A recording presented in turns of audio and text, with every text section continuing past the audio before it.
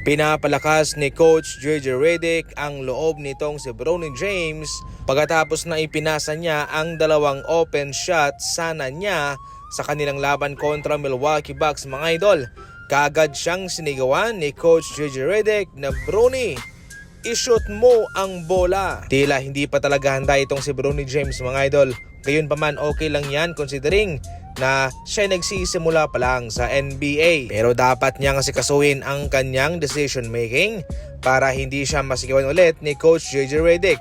Kung open siya, i-shoot niya, wag nang ipasa pa. Sa kabilang banda, inamin naman ni LeBron James na hindi niya namimiss ang bumiyahe kasama ang kanyang mga teammates. Tila nagiging komportable na itong si LeBron na manatili sa kanyang bahay kung saan nasasarapan na siyang umupo sa kanilang sofa kaysa samahan ang kanyang mga teammates na bumiyahe sa mga road trip. Pero sa huli ayon pa mismo kay LeBron, definitely namimiss naman daw niyang maglaro, especially yung kompetisyon sa liga. Pero ang pagbiyahe kasama ang kanyang mga teammates ay hindi niya namimiss. Mas pipiliin niya na lang na umupo at matulog sa kanilang bahay. Mayroong 1 win and 8 losses mga idol ang LA Clippers sa kanilang huling siyam na mga laban. Samantalang si James Harden ay nag-average na ng halos 25 points bawat laro. Pero ang kanilang kupunan ay kabilang sa mga kulelat na mga grupo sa kanilang NBA standing. Sa ngayon ay malaking question mark para sa Clippers kung ano nga ba talaga ang kanilang totoong plano sa kanilang kupunan. Kanilang ginawa ang lahat para makakuha lamang ng mga veteran star player pero pumapalpak naman sila palagi.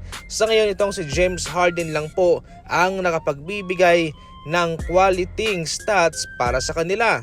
Gayon pa man mga idol ay hindi nga maganda ang kanilang standing. Sa madaling salita, para bang nasasayang lamang itong mga magagandang performance ni James Harden sa kanila at hindi nabibigyan ng hustisya. Marami na nga ho ang nagsasuggest sa Clippers na mas mabuting itrade na lang nila si James Harden sa ibang kupunan kaysa na ito'y sayangin lamang sa kanila. Sa ngayon, base lamang po sa kanilang inilalaro ay malabo po silang makapasok sa playoff at ang masakla pa kung sakaling sila'y mabibigo, ang kanilang first round pick ay mapupunta nga ho sa OKC Thunder bilang parte ng Shai Gilgeous-Alexander and Paul George trade. Ang trade na napakalinaw na sila po ang natalo. Kung naging pasensyoso lang sana itong Clippers kay Shai Gilgeous-Alexander, malamang sa lamang ay nagkampiyon na nga ho sila. Kaso nga lang, mainipin itong Clippers at nais nila ng instant kampyonato.